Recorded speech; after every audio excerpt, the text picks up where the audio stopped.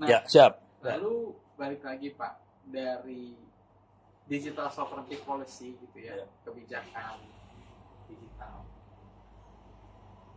Jadi kita harus mulai dari mana nih Pak? Kebijakannya atau apanya? Dimulai dari mana? Kalau cara berpikirnya Ono ya, cara berpikir Ono. Kalau Ono cenderung kebijakannya sederhana aja. Kasih ekosistem, kasih dukungan buat orang di bawah supaya maju, udah itu aja. Jangan kita bunuh orang bawah ini karena mereka pengen maju semua. Udah kasih kesempatan. Kalau mereka butuhnya ilmu, kita kasih ilmu. Kalau mereka butuh akses, kita kasih akses. Tapi kan sesuai, tapi jangan disuapin ya. Jadi kita kasih akses, lu sanggupnya bayar berapa? Karena kalau kita nyuapin itu jadi nggak sehat. Ibaratnya jangan kasih ikan, kasih pancing selalu. Dan itu yang orang kerjain selama ini sih. Jadi kita fasilitasi. Kita fasilitasi, dan untuk itu kita harus sensitif sih sebenarnya. Mereka butuhnya apa? Kita kasih. Dan itu yang orang kerjain sekarang sampai kita punya 60.000 RT RW-nya di Indonesia. Dan itu ilegal sama pemerintah. Dan 60.000 itu mengakibatkan bangsa Indonesia dapat award dari Internet Society. Apa itu? John Foster Award. Ya? Untuk itu 60.000 karena 60.000-nya. Dan itu Indonesia adalah negara paling besar di dunia yang punya RT RW-nya. Komunitasnya network. Indonesia paling besar loh. Ilegal. Udah gitu, ini akhirnya kan di internet ada Internet Society, bawahnya ada Internet Engineering Task Force. Jadi satgas buat engineer-nya internet ya. Mereka yang merencanain teknologi internet seperti apa segala macam. Di dalam task force ini ada namanya GAIA, Global Access Internet for All. Ono diundang sana. Buat kasih keynote segala macam. Kalau negara lain lagi ngomong nih, ini kalau lagi kasih keynote ya, negara lain nih, misalnya Nepal ngomong, kita si Mahavir pun tuh, kita nyambungin 12 desa di Nepal, anak-anak Filipina, kita nyambungin 9 desa di Filipina. Kemarin ada Spanyol nih, kita nyambungin 1 desa pakai fiber optik di Spanyol. Pas mau maju sama anak-anak Indonesia maju, ngomongin cuma gini doang, ya kita mah nggak punya uang, jadi kita harus minterin banyak orang di Indonesia. Jadi kemarin kasih fotonya nih, kita minterin anak-anak di Pemalang, akibatnya kita bisa nyambungin 211 desa. Terus kabupaten sebelah nafsu Brebes, nyambung lagi 200 desa.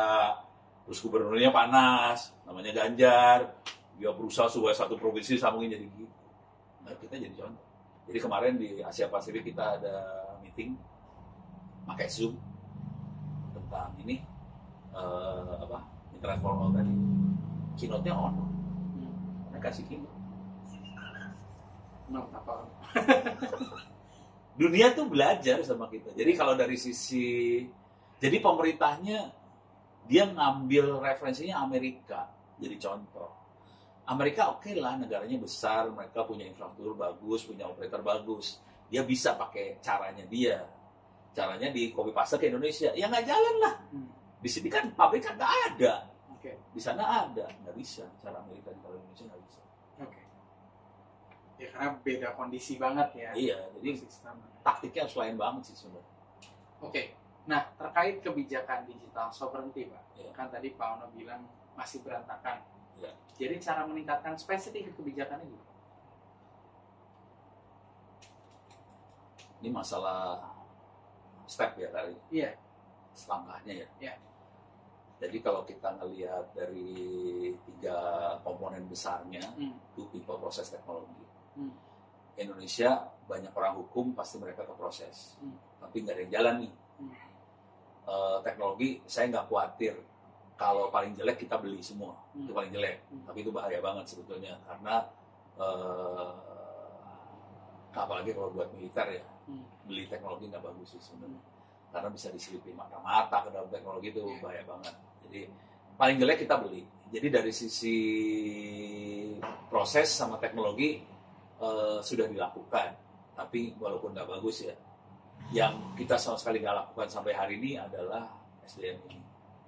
Jadi dibikin jalan apa adanya, tanpa banyak bukan intervensi kali ya, tanpa banyak support, tanpa banyak dukungan. karena kita butuh banget, contohnya ilmu cyber security. Itu ya tadi 24 ribu orang ikut, hanya 30 orang yang bisa lulus. Dan ono ngetes di Cilangkap segala macam 120 orang lulus cuma 2 kayak gitu. Jadi kita butuh naikin bukan dari sisi kualitas lulusan S1-nya, bukan.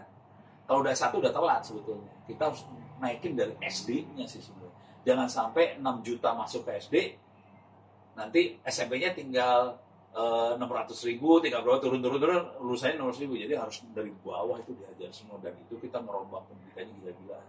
Sebetulnya anggarannya dikasih ada 20 triliun berapa itu buat pendidikan, 20% bukan 20% dari APBN itu buat pendidikan. Cuman kan disabet kiri kanan. Kalau dengar ceritanya lebih ngeri sih sebenarnya. Gimana? Itu duitnya dialokasikan buat diambil, diselipin gitu. Ada anggaran yang diselipin tapi dihilangin gitu. Gimana caranya? Ya pokoknya dikasih anggaran, ini anggaran buat ini. Ya udah, itu bakal hilang tuh.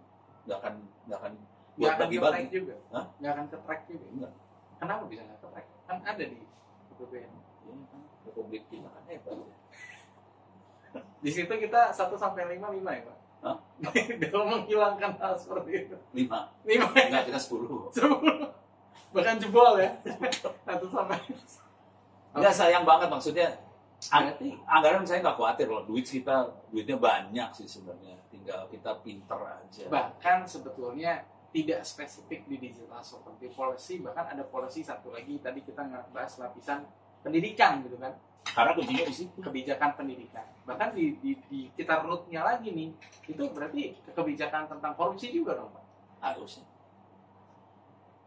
Berarti harusnya korupsinya lebih diperkuat gitu istilahnya, kebijakannya untuk orang ini. Ya, bukan kebijakan sebetulnya.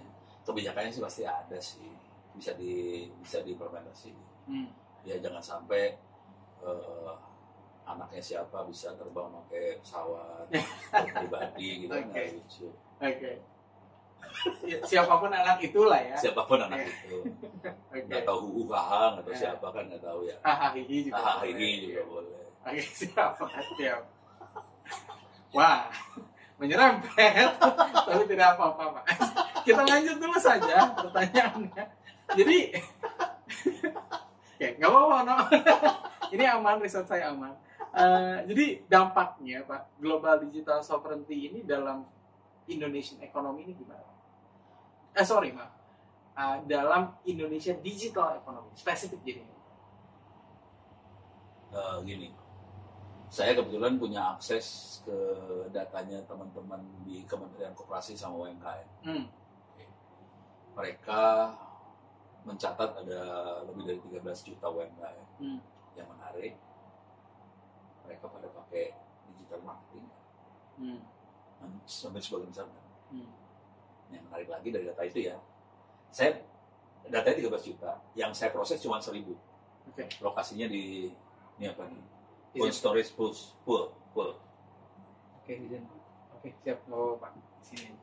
Gimana Pak Ono? Izin tadi. Jadi UMKM, saya analisa 1.000 doang dari 13 juta, tapi mereka akan masih ngebuka semuanya. Nah, dari 1.000 aja, sebagian besar tidak pakai digital marketing. Yang menarik adalah yang pakai digital marketing ternyata penghasilan lebih tinggi daripada yang lain. Lebih tinggi. Jadi gini, ada yang cuma lulusan SD, modalnya sekian, penghasilan sekian. Yang ini ada yang pakai digital marketing, modalnya lebih kecil, hasilnya sama. Nah, perbandingannya apa bedanya apa Pak? Yang bisa pakai digital marketing rata-rata S1. Jadi dari taraf pendidikannya sampai apa? Jadi ternyata taraf pendidikan akan menentukan apakah dia pakai digital ekonomi di rumah usaha. Kagak. Lu kalau kagak pendidikannya nggak tinggi, kemungkinan besar akan pakai teknik konvensional. Siap. Itu di data UMKM loh, kelihatan langsung.